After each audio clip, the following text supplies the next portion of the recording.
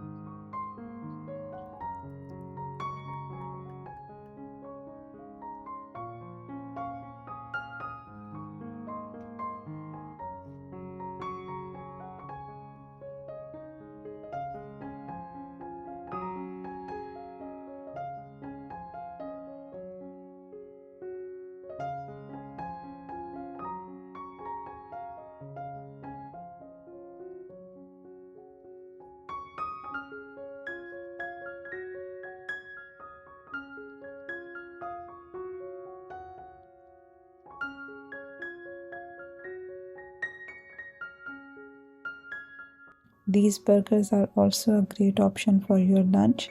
You can pack them and take it with you for your lunch. Also, please subscribe to my channel. It doesn't cost you anything. However, it encourages me to make more healthy and nutritious recipes for you. Thank you so much for watching.